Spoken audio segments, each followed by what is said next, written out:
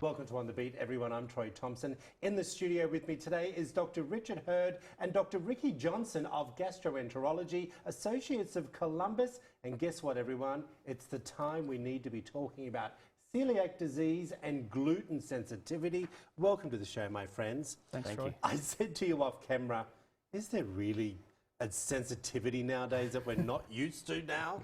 And celiac disease and gluten-free diets, is it a buzzword or is it the real McCoy? There's definitely a fad to that if you ask a lot of people out around. But celiac disease is a real disease that is an allergy actually to gluten, which is a protein that's found in breads and flours and pasta. And people can be truly allergic to it, and that can create some real problems with the body. All right, well, so we were just talking about celiac. What is gluten? Gluten's a protein in wheat. And so it's found in just about anything that you eat, but breads and flour and those sorts of things all have this gluten in them. So well, how do I know I have a gluten problem? I think I have a gluten problem because I eat a lot of pasta. Very possible. We have a couple of tests that we can run to actually test for celiac disease.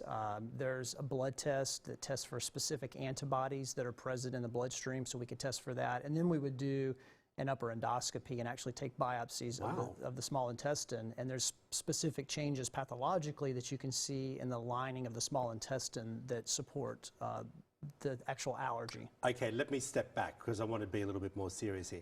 If I have an issue with gluten, I become celiac?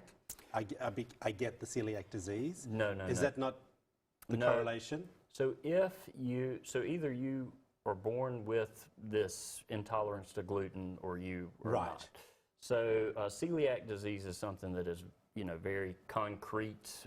We can prove it, we can treat it. And that there needs to be a line drawn between that and gluten intolerance. Okay. So they're kind of two separate issues. You don't get celiac by eating gluten. Good. Let's clear that up. How do we treat celiac disease? Pretty easy. Gluten-free diet. Not so easy, baby.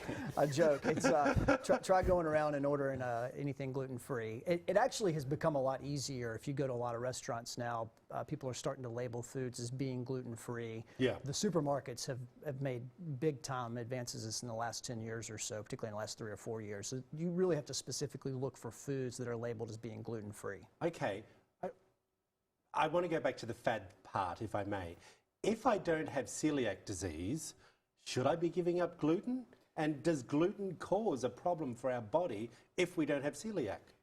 In a concrete manner that's easily provable, probably not. But we've discussed that a lot of times people have symptoms when they're eating all of this gluten, and they go on a gluten-free diet and they feel a lot better. And actually have a lot of other problems that improve too by going on gluten-free. So, it's pretty harmless to try. Yeah. So if you try it, you feel better, keep doing it. If it don't work, don't do it. Bloating is one thing we see get a lot better when people eliminate gluten. People with irritable bowel syndrome can have a lot of improvement in their IBS symptoms if they eliminate gluten. Not everybody, but it's one of those things, like Richard said, it's very harmless to try. So gluten's an actual processed food? It is in processed food. Yeah. Okay, so that's why, I often say if we can avoid processed food, we live in a good life. I tell my patients that all the time. Yeah. Avoid things in cans and boxes as much as you can. I got it. Thank you guys for coming in. You always give us great information with a bit of humour kicked in. We try. We appreciate that. If you want to find out more information, there it all is up on the screen. I'm sure Dr. Richard and Dr. Ricky will answer any of your questions if you give them a buzz. Back after this short break.